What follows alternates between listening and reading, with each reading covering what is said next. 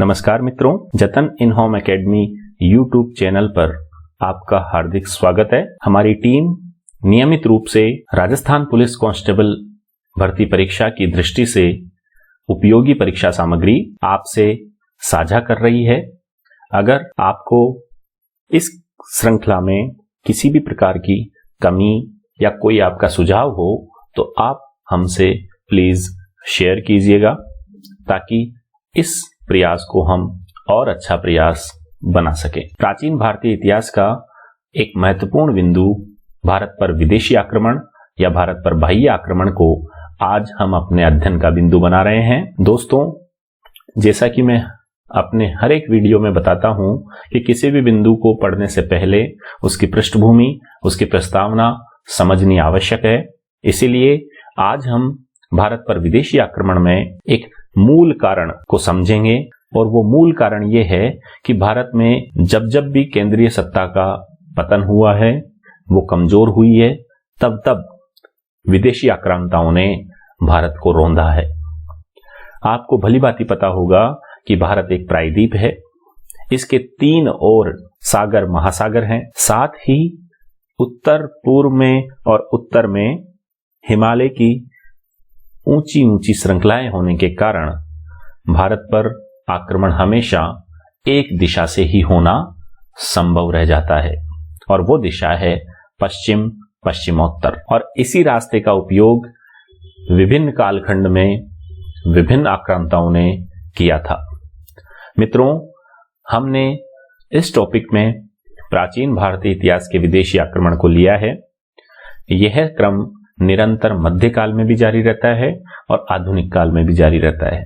मित्रों, आप स्क्रीन पर देख रहे होंगे कि जो रेड इंक में है ईरानी, यूनानी, हिंद यवन, शक और कुषाण, ये वो आक्रांता हैं जिन्होंने प्राचीन भारत में आक्रमण किया था। जबकि जो ब्लू इंक में है अरब, तुर्क और मंगोल, ये वो आक्रांता हैं जिन्होंने भारत पर पूर्व मध्यकाल या मध्यकाल में आक्रमण किया था।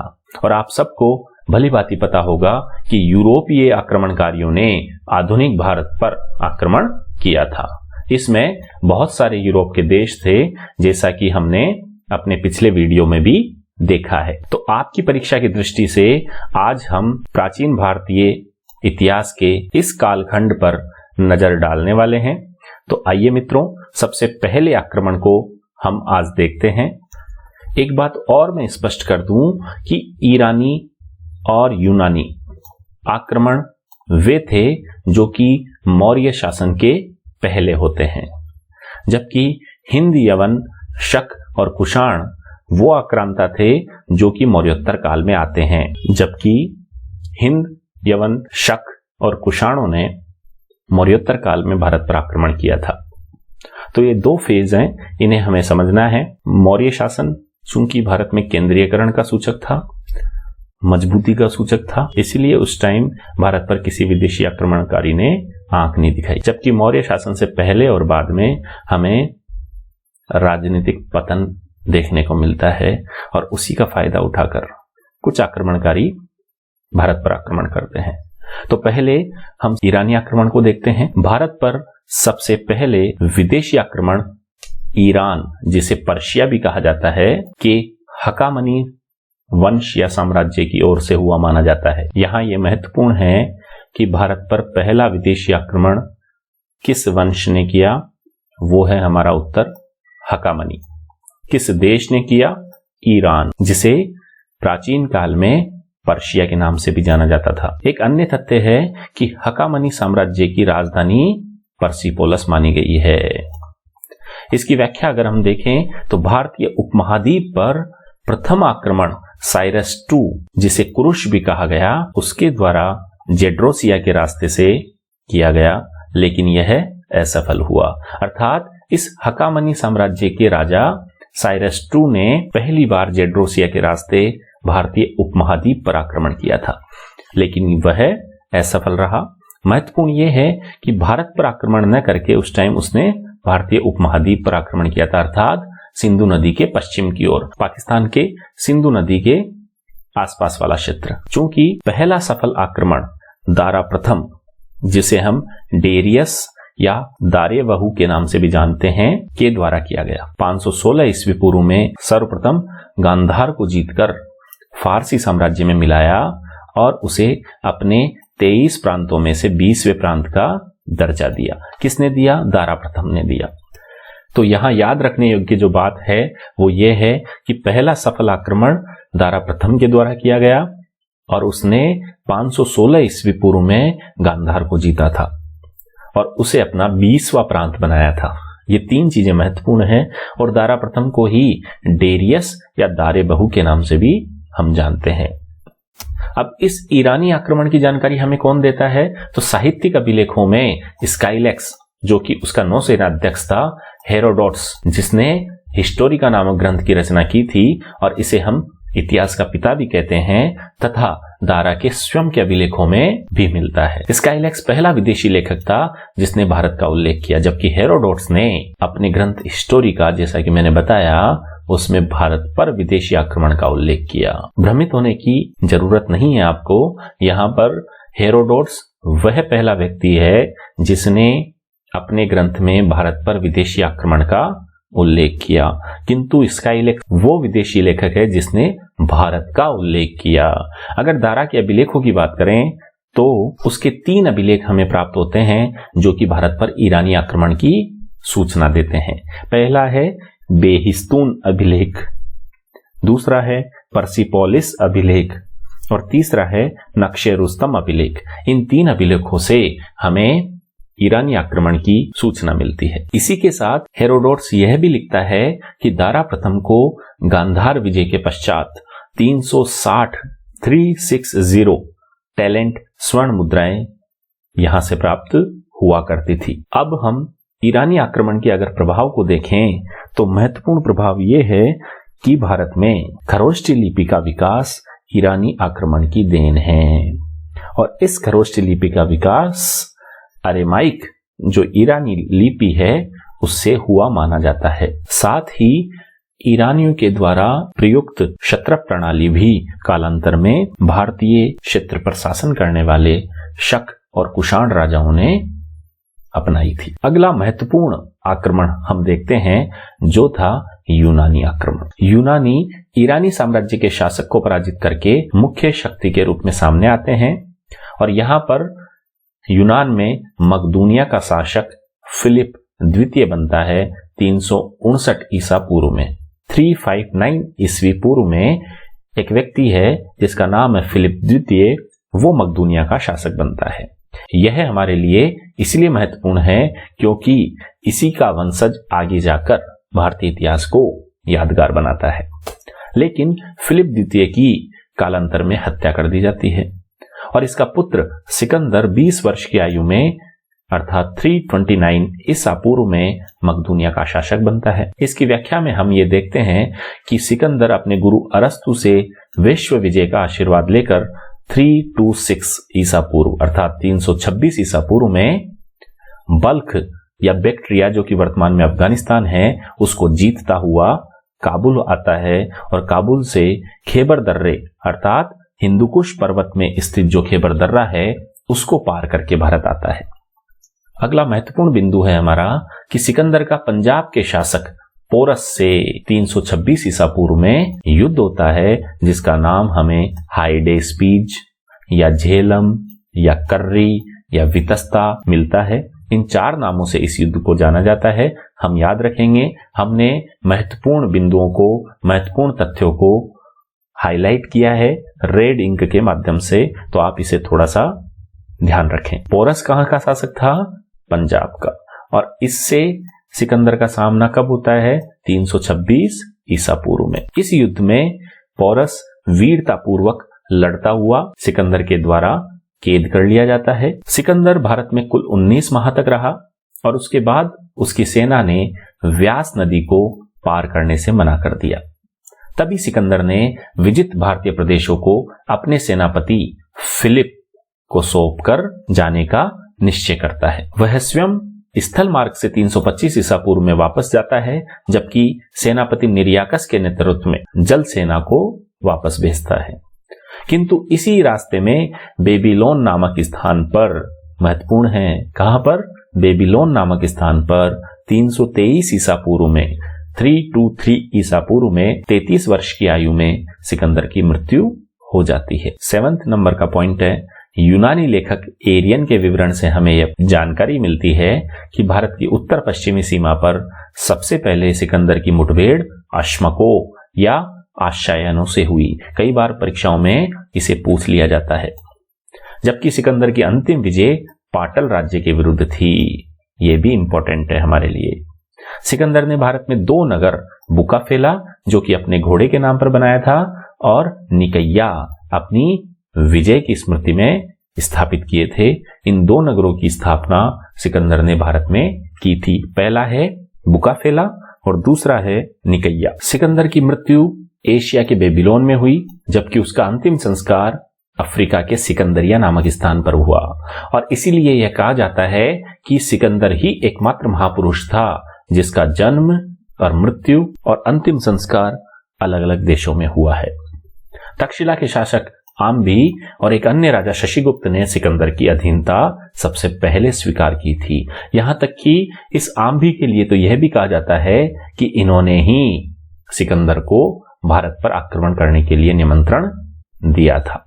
तो यह तथ्य हमारे लिए वेरी इंपॉर्टेंट है, इसको हम याद रखेंगे।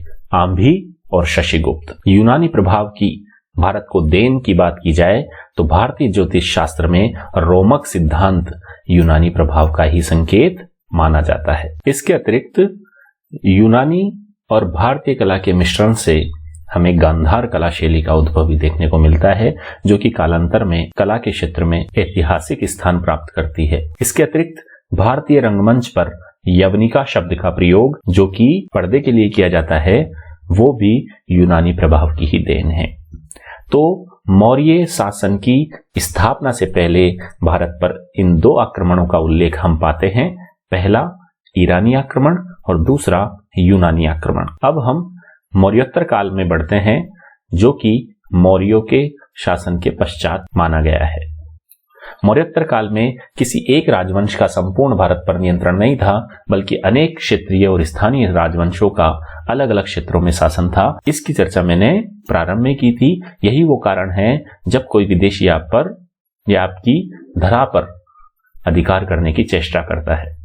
अध्ययन की सुविधा की दृष्टि से इन शासक वर्गों को हम 2 भागों में बांटते हैं। पहला विदेशी शासक और दूसरा भारतीय शासक। विदेशी शासकों में इस काल में मुख्य थे यूनानी, जिन्हें हम इंडो ग्रीक भी कहते हैं, हिंदी यवन भी कहते हैं। दूसरा है शक, तीसरे हैं कुषाण और चौथे हैं हूण। इसी मौर्योत्तर काल के भाग में हम भारतीय शासकों में शुंग, कण्व, चेदी और सातवाहन देखते हैं। हमारे लिए यहाँ पर ये वाला पॉइंट महत्वपूर्ण है, जो कि विदेशी शासकों के रूप में भारत पर आक्रमण करके अपनी सत्ता स्थापित करते हैं। इस कालखंड के स्रोत की बात करें तो शून्यवाद और सापेक्षवाद और माध्यमिक सूत्र के प्रवर्तक नागार्जुन इसी कालखंड के दार्शनिक हुए हैं और हमें ऐतिहासिक जानकारी प्रदान करने में उपयोगी सिद्ध होते हैं। चरक संहिता के रचयिता महर्षि चरक के अलावा चीनी इतिहास ग्रंथ सी यू की में चीनी यात्री हेनसांग की यात्रा का विवरण, तिब्बती इतिहासकार तारानाथ के साथ साथ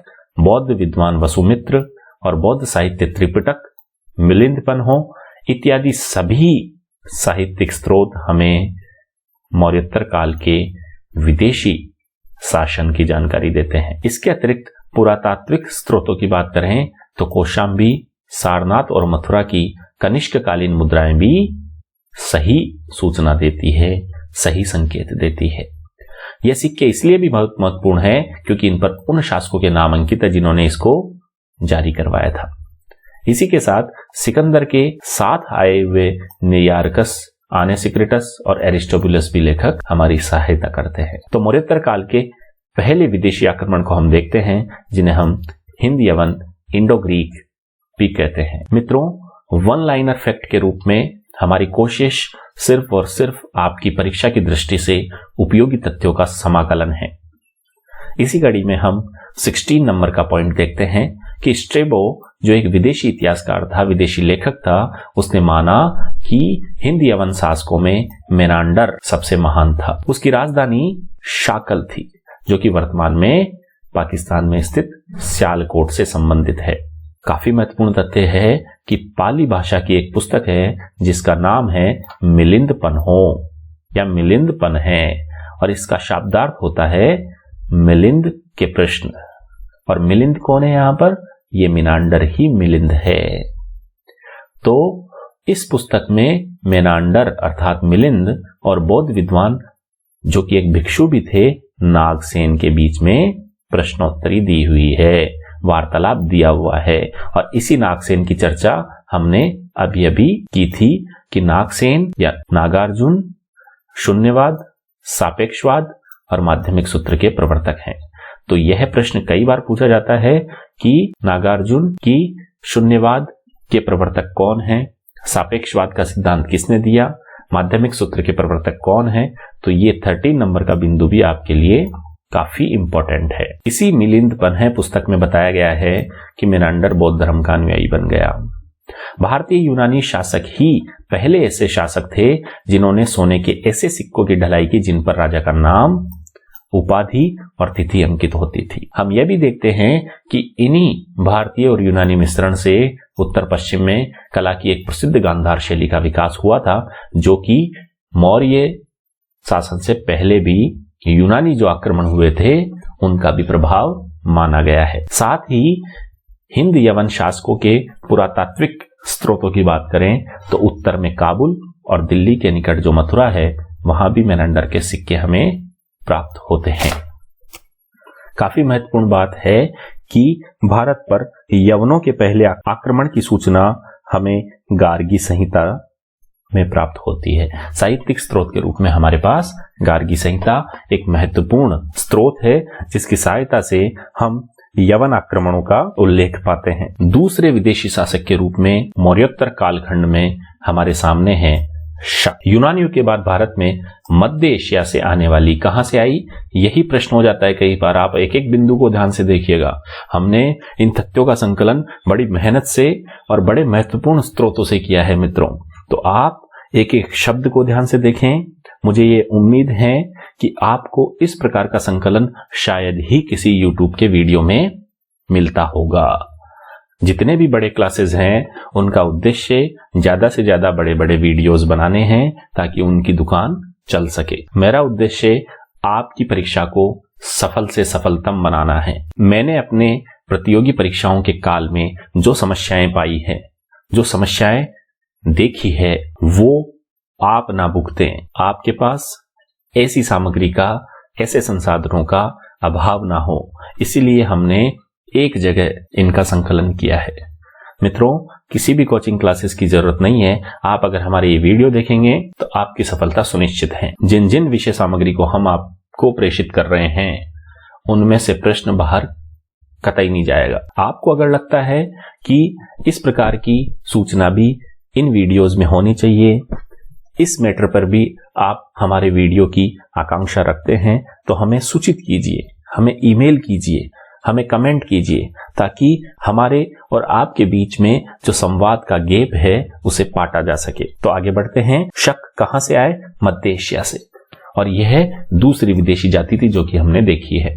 इनका निवास स्थान सीथिया था और इसीलिए इनको सीथियन भी कहा गया। अब महत्वपूर्ण बात यह है कि शकों की कुल 5 शाखाएं थी। पहली शाखा अफगानिस्तान में थी जिसकी राजधानी कपिशा थी। दूसरी शाखा पंजाब में थी जिसकी राजधानी तक्षशिला थी। तीसरी शाखा मथुरा में थी और वहां पर इसने 2 शताब्दियों तक राज किया और इसकी राजधानी भी मथुरा में ही थी। चौथी शाखा ने पश्चिमी भारत में राज स्थापित करके उज्जैन को अपनी राजधानी बनाया, जबकि 5वीं शाखा ने ऊपरी दक्कन में राज स्थापित करके नासिक को अपना केंद्र बनाया। ऊपरी दक्कन मतलब इन सभी 5 शाखाओं में नासिक और उज्जैन की शक शाखा काफी महत्वपूर्ण थी। भारतीय साहित्य और परंपरा में 56 ईसा पूर्व में उज्जैन के राजा विक्रमादित्य द्वारा शकों पर उसकी निर्णायक विजय का उल्लेख मिलता है और इसी के पश्चात हर एक राजा अपनी विजय के बाद विक्रमादित्य उपाधि को प्राप्त करने लग जाता है। तो यह राजा विक्रमादित्य इतिहास में अविस्मरणीय हो जाता है। ज्ञातव्य है मित्रों कि इसी ऐतिहासिक विजय की स्मृति में 57 ईस्वी पूर्व में विक्रम संवत का प्रारंभ हुआ। और यही वो संवत है जो कि हमारी भारतीय ज्योतिष गणना का प्रामाणिक स्रोत है। शक शासकों में सर्वाधिक शक्तिशाली उज्जैन का शासक रुद्रदामन प्रथम था। अगला बिंदु है जूनागढ़ लेख, जो कि संस्कृत भाषा में रुद्रदामन के द्वारा जारी करवाया गया था। यह सुदर्शन झील के जीर्णोद्धार के विषय में और रुद्रदामन की उपलब्धियों का विस्तृत उल्लेख करता है। अर्थात इसी लेख में रुद्रदामन की उपलब्धियां और साथ ही उसके द्वारा सुदर्शन झील का जो जीर्णोद्धार करवाया गया उसका विवरण हमें मिलता है। इसी लेख में यह सूचना मिलती है कि मौर्य सम्राट चंद्रगुप्त ने अपने सौराष्ट्र, जो कि गुजरात में है, उसके गवर्नर पुष्यगुप्त वैश्य के द्वारा गिरनार के समीप जनकल्याण हेतु एक सुदर्शन झील का निर्माण करवाया था। अर्थात इस सुदर्शन झील का निर्माण करता तो है चंद्रगुप्त मौर्य, जबकि जीर्णोद्धार के रूप में कई शासक इससे जुड़े हुए हैं। इस सुदर्शन झील की विस्तृत चर्चा हमने अपने पहले के वीडियो में कर दी है। फिर भी आपकी जानकारी के लिए हम यहाँ पर इसके जीर्णोद्धारकर्ता और उसके समय के शासक का संक्षिप्त विवरण दे रहे हैं। जैसे मौर्य सम्राट चंद्रगुप्त के निर्माण करवाने के पश्चात कालांतर में मौर्य सम्राट अशोक ने सौराष्ट्र के गवर्नर तुषास्प की सहायता से और शक शासक रुद्रदामन ने सुविशाख की सहायता से और स्कंद गुप्त, जो कि गुप्त शासक था, उसने पर्णदत्त के पुत्र चक्रपालित की सहायता से इस झील का जीर्णोद्धार कराया। तो हमारे लिए यह झील काफी महत्वपूर्ण है, आप इसको याद रखेंगे। शकों के पश्चात महत्वपूर्ण शासक हमें कुषाण वंश में देखने को मिलते हैं, जो कि पश्चिमी चीन के कांसू प्रांत की रहने वाली यूची जाति से संबंधित थे। और यूची जाति ने ही शकों को परास्त करके बैक्ट्रिया पर अधिकार किया था और यहीं रहते हुए यूची 5 शाखाओं में विभक्त हो गए। और इन 5 शाखाओं में से सर्वाधिक जो शक्तिशाली शाखा थी वो थी कुषाण। मित्रों, इस कुषाण वंश का संस्थापक कुजुल कडफिसस था और इसका राज्य बैक्ट्रिया और गंधार प्रदेश में था। इसका उत्तराधिकारी विम कडफिसस बनता है, जिसने अपने साम्राज्य का विस्तार भारतीय प्रदेश मथुरा तक कर दिया। कालांतर में ऐतिहासिक शासक कनिष्क राजा बनता है, जो कि इन कुषाण राजाओं में महान था। अधिकांश विद्वान ये मानते हैं कि कनिष्क का राज्याभिषेक 78 ईस्वी में हुआ था। कनिष्क ही वो राजा था जो कि आक्षस नदी से पूर्व में गंगा नदी तक और मध्य एशिया में खुरासान से लेकर उत्तर प्रदेश में वाराणसी तक शासन करता था। इस कोटेशन को और इस तथ्य को ऐसा का ऐसा परीक्षाओं में पूछ लिया जाता है कि बताइए वो राजा कौन था जो प्राचीन भारत में आक्सर नदी से पूर्व में गंगा नदी तक और मध्य एशिया में खुरासान से लेकर उत्तर प्रदेश में वाराणसी तक शासन करता था। तो हमारा आंसर होगा कनिष्क। आप इसके कुछ अक्षर याद रख लें, पूरा सेंटेंस याद रखने की जरूरत नहीं है। आक्सस याद रख लें, खुरासान याद रख लें, वाराणसी याद रख लें। चीनी और तिब्बती लेखकों के अनुसार कनिष्क ने साकेत, जो कि अयोध्या में है, और पाटलिपुत्र, इन 2 क्षेत्रों पर आक्रमण किया था। कनिष्क कश्मीर के प्राचीन इतिहासकार कल्हण, उसने अपनी पुस्तक राजतरंगिणी में कनिष्क को कश्मीर का शासक बताया है। हमारे लिए कल्हण और उसकी पुस्तक राजतरंगिणी काफी महत्वपूर्ण है और इसमें हमें कश्मीर के इतिहास का वर्णन मिलता है। यह तथ्य हम याद रखेंगे। कनिष्क ने कश्मीर में अनेक विहारों का निर्माण भी करवाया। चूंकि हमें पता है कि कनिष्क बौद्ध धर्म का अनुयायी था और उसमें भी विशेष रूप से महायान शाखा का अनुयायी था, तो उसने बौद्ध भिक्षुओं के रहने के लिए विहारों का निर्माण करवाया था। इसी के साथ कनिष्कपुर नगर भी बसाया, जो कि संभवतः आधुनिक बारामूला के समीप स्थित कनीरपुर नाम के ग्राम से वर्तमान में स्थित है। इसके अतिरिक्त तक्षशिला का सिरमुख नगर भी उसी ने स्थापित करवाया था। तो हमारे लिए कनिष्क द्वारा स्थापित 2 नगर महत्वपूर्ण हो गए। एक सिरमुख, जो कि तक्षशिला में है, अफगानिस्तान में है, और एक कनिष्कपुर, जो कि आधुनिक जम्मू कश्मीर में है। कनिष्क ने अपनी राजधानी पुरुषपुर, जो कि वर्तमान में पेशावर कहलाता है, वहां पर स्थापित की और यही उसके साम्राज्य का मिड पॉइंट था, केंद्रवर्ती स्थान था। साथ ही कनिष्क ने मथुरा को भी अपनी दूसरी राजधानी बनाई, जो कि कुषाणकालीन समृद्धि का प्रतीक बन गई थी। यूनानियों और शकों की भांति कनिष्क का शासन क्षत्र प्रणाली पर आधारित था, अर्थात इस शासन का स्वरूप सैनिक था। दंडनायक और महादंडनायक पद कुषाण प्रशासकीय मशीनरी के महत्वपूर्ण अंग थे। बौद्ध साहित्य में कनिष्क का उल्लेख दूसरे अशोक के रूप में किया जाता है। काफी महत्वपूर्ण बात है, जिस प्रकार अशोक ने बौद्ध धर्म के उन्नयन के लिए कार्य किया, उसी प्रकार कनिष्क ने भी इस धर्म को प्रगति के रास्ते पर ले गया।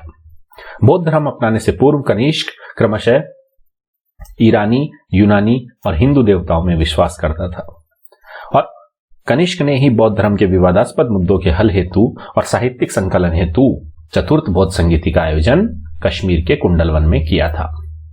प्रसिद्ध बौद्ध विद्वान वसुमित्र इसके अध्यक्ष थे, जबकि अश्वघोष इसके उपाध्यक्ष थे।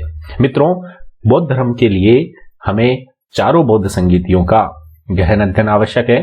कहां पर हुई, कौन अध्यक्ष था, उपाध्यक्ष कौन था, शासक कौन सा था, कब हुई, इन सब का विवरण हमने हमारे पूर्व के वीडियो, जिसमें हमने विशेष रूप से बौद्ध और जैन धर्म की विस्तार से चर्चा की है, वहां पर समझाया है। आप उसका अवलोकन प्लेलिस्ट में जाकर कर सकते हैं। मित्रों, इसी सम्मेलन में त्रिपिटकों पर टीका लिखी गई।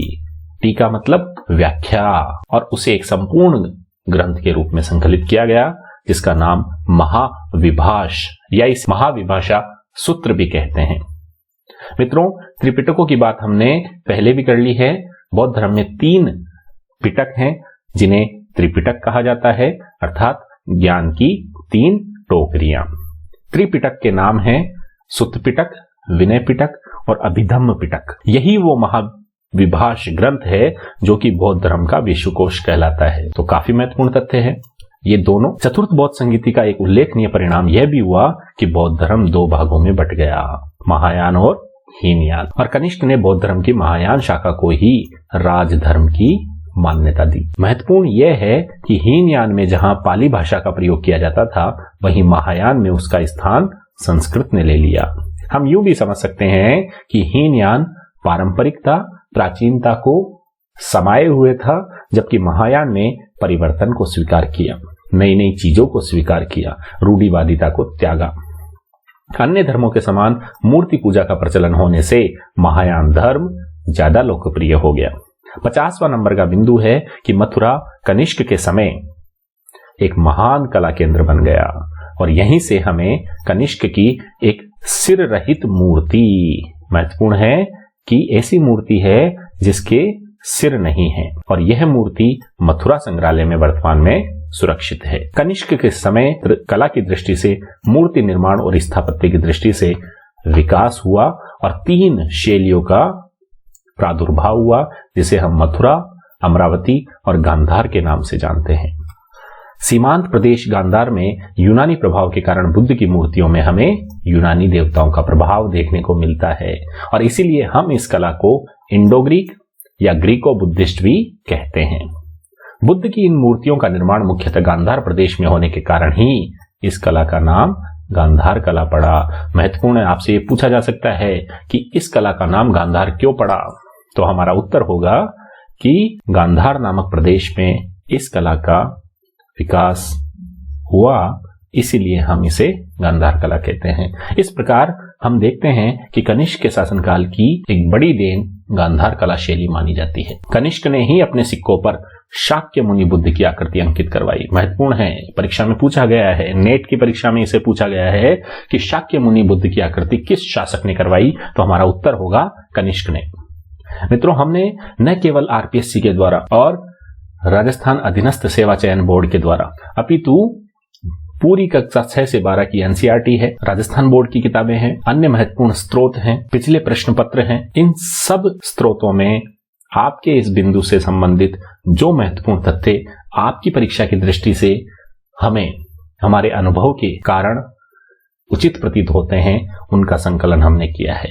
तो आप निश्चिंत हो जाइए और बार बार हमारे वीडियो को देखिए, ताकि आप अपनी तैयारी को ज्यादा पेना कर सके। विद्वानों की बात करें तो कनिष्क के दरबार का सबसे महान व्यक्ति अश्वघोष था, जिसने संस्कृत में बुद्ध चरित नामक महाकाव्य की रचना की। किस भाषा में करी? संस्कृत भाषा में। कौन से महाकाव्य की? बुद्ध चरित्र। किसने की? अश्वघोष। किसका दरबारी कवि था? कनिष्क का। तो इस प्रकार हम इन शब्दों को याद रखेंगे ताकि इस पूरे तथ्य को दिमाग में भली भांति स्थापित किया जा सके। सौदरानंद महाकाव्य, सूत्रालंकार और सारीपुत्र प्रकरण भी अन्य अश्वघोष की रचनाएं मानी गई हैं। हमने पूर्व के तथ्य में भी देखा था कि शून्यवाद और सापेक्षवाद का प्रवर्तक नागार्जुन भी कनिष्क के दरबार की एक महान विभूति था। वह केवल दार्शनिक ही नहीं, वैज्ञानिक भी था। उसने अपनी पुस्तक माध्यमिक सूत्र में सापेक्षता का सिद्धांत दिया और इसीलिए उसे भारतीय आइंस्टीन भी कहा जाता है। राजवेद के रूप में कनिष्क के दरबार में चरक महर्षि विराजमान थे और इन्होंने चरक संहिता की रचना की और यह चरक संहिता आयुर्वेद की वर्तमान में एक अमूल्य निधि है। अन्य विद्वानों की बात करें तो वसुमित्र, पार्श्व और संग रक्षक भी कनिष्क के दरबार में विराजमान थे। कनिष्क के दरबार का ही एक मंत्री मंथर प्रसिद्ध राजनीतिज्ञ और कुशल और कुशाग्र बुद्धि का व्यक्ति था। कनिष्क ने अपने सिंहासनारूढ़ होने के समय 78 ईस्वी से एक नया संवत शुरू किया जो कि शक संवत कहलाता है और इसका प्रचलन आज भी हमारे देश में है। कुषाणों ने ही उस रेशम के मार्ग पर नियंत्रण कर लिया जो चीन से चलकर मध्य एशिया होते हुए रोमन साम्राज्य तक पहुंचता था। काफी महत्वपूर्ण तथ्य है कि रेशम मार्ग पर नियंत्रण किस वंश ने किया, तो वो है कुषाणों ने। काफी महत्वपूर्ण बात है। भारत की बारीक मलमल भी रोम में बहुत लोकप्रिय हुई। इस व्यापार का केंद्र हम केरल प्रदेश मानते हैं। अगला महत्वपूर्ण बिंदु है 61 नंबर का कि हिंद यवन शासकों और कुषाण शासकों ने बड़ी संख्या में सोने के सिक्के चलाए। महत्वपूर्ण बात यह है कि कुषाण शासकों ने सोने के सिक्के चलाए, तांबे के सिक्के चलाए, किंतु चांदी के सिक्के नहीं चलाए, जबकि हिंद यवन शासकों ने ही सर्वप्रथम भारत में लेख युक्त मुद्राएं प्रचलित की थी। यह काफी महत्वपूर्ण बात है कि सर्वप्रथम भारत में लेख युक्त सिक्के, तिथि युक्त सिक्के या फिर यूं कहें शासकों के नाम युक्त सिक्के हिंद यवन शासकों ने या इंडो ग्रीक शासकों ने चलाए, जबकि कुषाण शासकों ने सोने और तांबे के सिक्के बड़ी संख्या में चलाए। कुषाण राजाओं ने अपनी तुलना देवताओं से की और उन्होंने देवपुत्र की उपाधि धारण की। अगला महत्वपूर्ण बिंदु है कि कनिष्क अपनी सैन्य सफलताओं में समुद्रगुप्त का अग्रगामी था, जो कि कालांतर में हम गुप्त वंश में एक महत्वपूर्ण व्यक्ति को पढ़ते हैं, वो है समुद्रगुप्त। तो समुद्रगुप्त के अग्रगामी के रूप में हम कनिष्क को देख सकते हैं।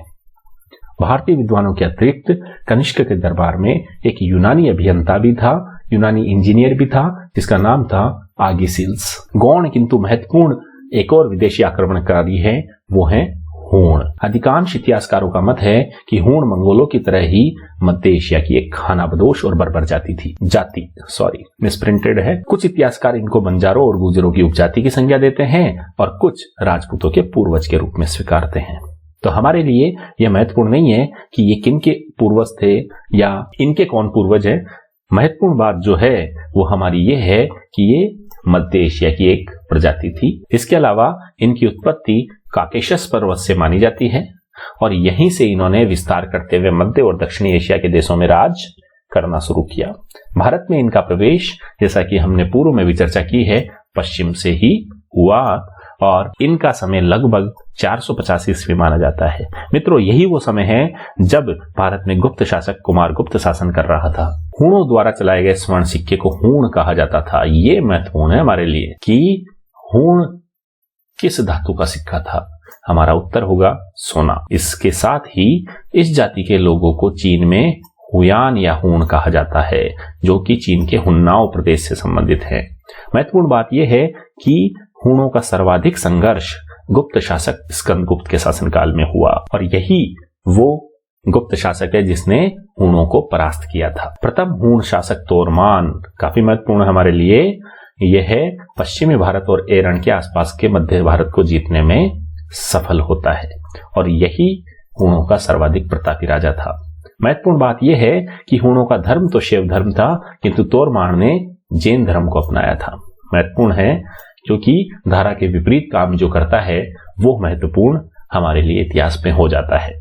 जैन ग्रंथ कुवलयमाला के अनुसार तोरमान चंद्रभागा नदी के किनारे स्थित पवैया नगरी से भारत पर राज करता था और यह पवैया नगरी ग्वालियर के पास स्थित थी।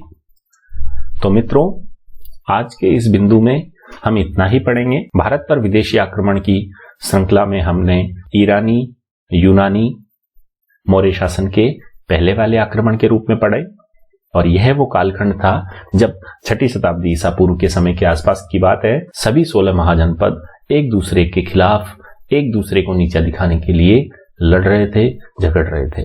तभी ईरानी आक्रमणकारियों ने इस गैप का फायदा उठाया और भारत पर आक्रमण किया। इसके बाद ही यूनानी आक्रमणों में सिकंदर हमने देखा, तो ये 2 आक्रमणकारी हैं जो कि हमारे लिए महत्वपूर्ण हैं। जबकि मौर्य शासन के पश्चात अर्थात मौर्योत्तर काल में हमने हिंद यवन, शक कुषाण और हूण आक्रमणकारियों की चर्चा की। मित्रों, अगर आपको हमारा यह प्रयास अच्छा लगा तो वीडियो को लाइक करें, चैनल को सब्सक्राइब करें और अपनी प्रतिक्रियाओं से हमें कमेंट बॉक्स के माध्यम से अवगत करावें। तब तक के लिए जय हिंद, जय भारत।